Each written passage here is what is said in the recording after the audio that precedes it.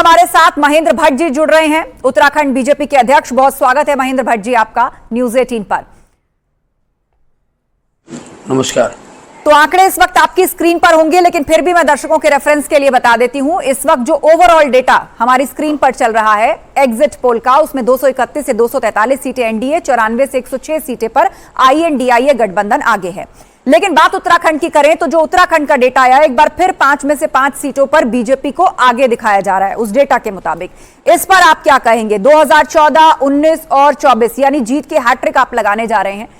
जिन मुद्दों पर उत्तराखंड के अंदर चुनाव लड़े गए, विपक्ष लगातार कहता रहा आपने आम लोगों की बात नहीं की, केवल तुष्टीकरण के इर्द गिर्द ही ये चुनाव घूमता रहा।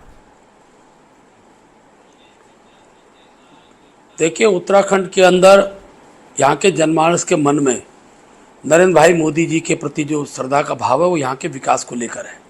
आज उत्तराखंड के जो धार्मिक यात्राएं बढ़ी हैं, यहाँ का जो यात्रा से जुड़ा हुआ व्यवसाय है, यहाँ का जो पर्यटन से जुड़ा हुआ व्यवसाय है, उस व्यवसाय में गुणोत्तर वृद्धि आई है, तो बहुत बड़ा योगदान प्रधानमंत्री मोदी जी का है।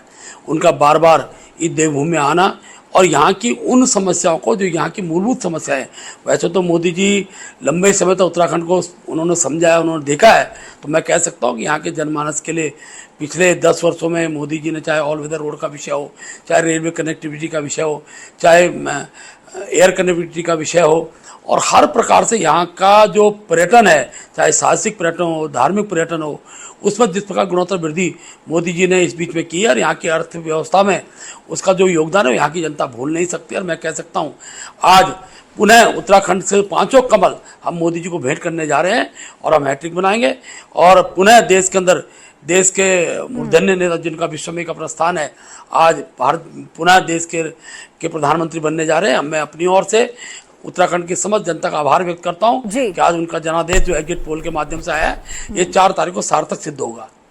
विपक्ष लगातार पूरे चुनाव में और अब भी इस मुद्दे का जिक्र करता रहा है। उसका कहना है कि कॉन्स्टिट्यूशन बचाने का चुनाव है। बहुत सी विपक्षी पार्टियां जो हैं एक मंच पर आई हैं एनडीए के खिलाफ। महंगाई के विरुद्ध चुनाव है। अगर एनडीए सरकार आ गई तो देश में संविधान को बदल दिया जाएगा। ईडी सीबीआई का दुरुपयोग इस चुनाव में किया गया है। इस तरह के मुद्दे उठाकर भी आपको घेरा गया इन चुनावों में।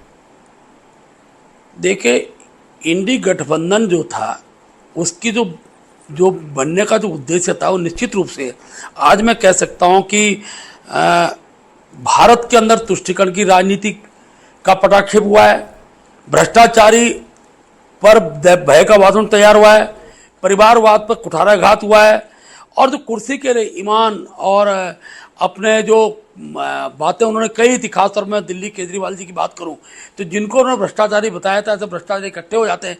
कुर्सी के द्वंद्व को जो इस बार करार जवाब मिला है, तो मैं कहता हूँ इंडी गठबंधन इसी उद्देश्य से बना था कि देश का जो सबका विकास, सबका विश्वास, सबका विकास का भाव है, उसको किस प्रकार से खंडित किया जाए, और उस आधार पर तुष्टीकरण की बातें हुई, जातिवाद की बातें हुई, क्षेत्रवाद की बातें हुई। आज जनता ने उसको नकार दिया है। मोदी जी ने विकास को ही राजनीति का हथियार बनाया और विकासवाद अब भारत की राजनीति में एक माध्यम बनेगा। आगामी दिनों में विकास ही देश के अंदर राजनीति का इशू बनने वाला है। उसकी शुरुआत मोदी जी ने इस चुनाव में की है, और मैं कह सकता हूं कि इसके बाद अपोजिशन को भी विचार करना पड़ेगा। ये गठबंधन केवल ठगबंधन के रूप में इकट्ठा करने का जनता ने जिसको अब पहचान लिया है, उसको एक करारा जवाब है। और 4 तारीख को 400 पार का जनता का जो नारा था, उस दिशा की ओर हम बढ़ेंगे, और मुझे पूरा विश्वास है कि भारतीय जनता पार्टी 370 और एनडीए 400 की तरफ हम लोग पहुंचे। आप चुनाव से एन पहले यूसीसी लेकर आए, उस पर भी विपक्ष ने कहा कि आपने तुष्टीकरण का एस कार्ड खेला है, वरना उत्तराखंड जैसे राज्य में यूसीसी की क्या आवश्यकता? देखिए, उत्तराखंड देश का ऐसा राज्य है जहाँ हर धर्मावलंबी रहता है। यहाँ गुरु गोविंद सिंह जी का केंद्र हेमकुंड साहिब भी है, यहाँ पर रीटा साहिब भी है, यहाँ पर अनेकों मंदिर हैं, यहाँ पर मस्जिदें हैं, यहाँ पर चर्च हैं। तो मैं कह सकता हूँ कि यूसीसी लाकर जी, और देश के संविधान का वो पक्ष जिसमें देश के अंदर समान कानून बनना चाहिए, इसको अगर सार्थक सिद्ध करने का काम किया है, तो उत्तराखंड देवभूमि से प्रारंभ हुआ। प्रदेश के मुख्यमंत्री जी ने इसको एक नजीर के रूप में देश के अंदर प्रस्तुत किया है, और यही नजीर जो है देश के अंदर भारतीय जनता पार्टी को बनाने में सहायक सिद्ध हुई है। चलिए, बहुत धन्यवाद महेंद्र भट्ट जी हमारे साथ जुड़ने के लिए और बातचीत करने के लिए। तो हमारा मेगा एग्जिट पोल सर्वे लगातार जारी। अभी तक के आंकड़ों में एनडीए को काफी बढ़त के साथ आगे चल रहा है। अभी तक कुल 351 सीटों पर एग्जिट पोल के आंकड़े सामने आ चुके हैं और इन आंकड़ों में आईएनडीआईए गठबंधन काफी पिछड़ता दिख रहा है। थोड़ी देर में कुछ और राज्यों का डेटा भी हम आपके सामने रखेंगे और स्टूडियो में भी इस वक्त विशेष मेहमान हमारे साथ जुड़े हुए हैं। आलोक अवस्थी जी हैं बीजेपी प्रवक्ता, धर्मेंद्र यादव जी हैं समाजवादी पार्टी के प्रवक्ता, हमारे साथ ज्ञानेश श्रीवास्तव जी हैं वरिष्ठ पत्रकार। आप तीनों का बहुत बहुत स्वागत है। तो सबसे पहले रिएक्शन से शुरुआत करते हैं और सबसे पहले रिएक्शन धर्मेंद्र यादव जी आपका, क्योंकि जिस मकसद से आपने आईएनडीआईए गठबंधन का निर्माण किया था कि एक तरफ एनडीए जो कि पहले से 2 टर्म सरकार में सर्व कर चुकी है, उसके अगेंस्ट आप लोग एक बड़ा गठबंधन बनाकर लेकर आए थे। अभी जो आंकड़े सामने आ रहे हैं, आप आधे का अंतर लेकर चल रहे हैं, मतलब एग्जैक्ट 50% पर अभी आप हैं और जस्ट दुगने से ज्यादा आंकड़ा जो है वो बीजेपी को आगे दिखा रहा है। आस्था जी, पहले तो जो इंडिया गठबंधन का निर्माण हुआ था उसका उद्देश्य मैं आपको बता दूं कि सबसे पहला उद्देश्य था कि इस देश का लोकतंत्र बचे और स्वस्थ रहे। दूसरा था इस देश का संविधान बचे, और जब संविधान बचेगा देश में आरक्षण बचेगा, और जब आरक्षण बचेगा तो पिछड़ा, दलित, अल्पसंख्यक, आदिवासियों का जीवन शैली, सामाजिक बराबरी पे ला करके हम इस देश को आगे बढ़ा सकते हैं। ये मोटा मोटा इंडिया गठबंधन का उद्देश्य था। मुझे लगता है आपने अपने ओपनिंग रिमार्क में इस बात का जिक्र नहीं किया। दूसरी बात, जो आप एग्जिट पोल की बात कर रही हैं और आंकड़ों की बात कर रही हैं, मेरा इसमें से थोड़ा सा आपसे एक मत अलग है कि जो आपने सैंपल साइज दिखाया वो 95,000 का सैंपल साइज आपने दिखाया, और इस देश में कुल 543 सीटें हैं और जितनी मेरी जानकारी है लगभग एक लोकसभा सीट में 2000 बूथ होते हैं। और अगर आप 2000 एक लोकसभा की 2000 बूथों को देखेंगे तो 543 में तकरीबन 10 लाख बूथ आते हैं और हर एक बूथ पे आमतौर पे 1000 से 1200-1300 के वोट की पोलिंग होती है। और आपका जो सैंपल साइज है वो 95,000 का है। तो अगर मैं ऐसे कह दूं कि आपने 10% बूथ को छुआ है और उसके बाद जब 2000 वोट की बात करेंगे तो उसमें 0.001% की बात आ जाएगी। तो इस आधार पर आप किसी निष्कर्ष पर निकल जाएं, ऐसा मैं नहीं मानता, क्योंकि मैं इंजीनियरिंग का स्टूडेंट रहा हूं और मैं विश्वविद्यालय में पढ़ाता हूं, इंजीनियरिंग पढ़ाता हूं, तो डेटा की जानकारी मुझे भी है और डेटा के पैटर्न की भी जानकारी है। और जिस तरह से ट्रेंड होता है, आज के 10 साल पहले का जो एग्जिट पोल होता था उसका एक अलग मतलब होता था, उसकी मैपिंग हो जाती थी। लेकिन आज मुझे इस बात का अफसोस है कि इस देश के जितने एग्जिट पोल करने वाले लोग हैं, वो इंजीनियरिंग में एक वर्ड होता है रिवर्स इंजीनियरिंग।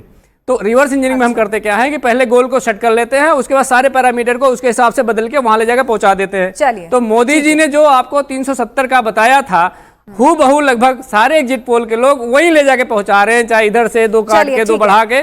तो इसमें मेरी आपत्ति ये है कि जो सैंपल साइज है मेथोडोलॉजी ठीक है, आप उससे कन्विंस नहीं है, लेकिन कुछ और लोगों का रिएक्शन लेते हैं। सचिन रावत जी भी हमारे बीच में, कांग्रेस के प्रवक्ता। सचिन रावत जी, आपका रिएक्शन। आईएनडीआईए 111 से 126, एनडीए 255 से 270, कुल 396 सीटों के अभी तक ये आंकड़े। देखिए आस्था जी, सबसे पहली बात तो जो एग्जिट पोल होते हैं वो एग्जैक्ट पोल नहीं होते, क्योंकि क्या है कि चुनाव में जो परिदृश्य था वो परिदृश्य ठीक एग्जिट पोल के ओपिनियन था। आपने देखा है कि जब वोट पड़ने की बारी आ रही थी तो लोगों ने मुद्दों पर वोट किया, और मुद्दों पर हर व्यक्ति ने वोट किया, उसमें महिलाएं हो, किसान हो, नौजवान हो, जितने वर्ग के लोग थे। और वो अब जो है 4 तारीख को पता चलेगा कि इंडिया अलायंस की हमारी सरकार बन रही है, क्योंकि जो गठबंधन हम लोगों की मीटिंग अभी इंडिया अलायंस की थी उसमें स्पष्ट तौर पे खड़गे जी ने कहा कि 295 से लेकर के 300 के प्लस सीटें इंडिया अलायंस जीत रहा है और हम लोग सरकार बनाने जा रहे हैं। लेकिन क्या है कि आपने देखा कि जिस तरह से सिनेरियो अभी धर्मेंद्र जी ने भी बताया कि जो मैपिंग होती है वो मैपिंग कभी भी आपने एक चीज और गौर की होगी, क्या है कि अगर कोई भी व्यक्ति किसी को फोन करके पूछता है कि आपने वोट किसको दिया है तो कभी बताता नहीं है। जब वो मतदान करने जाता है उसमें उसका वोट क्लोज हो चुका होता है। तो ये जो वोट लोगों ने दिया है, क्योंकि क्या है कि भारतीय जनता पार्टी ने लोगों को इतना डरा दिया है, इतना धमका दिया है कि लोग जो है अब भारतीय जनता पार्टी से मुक्ति चाहते हैं। बिल्कुल बिल्कुल बिल्कुल। तो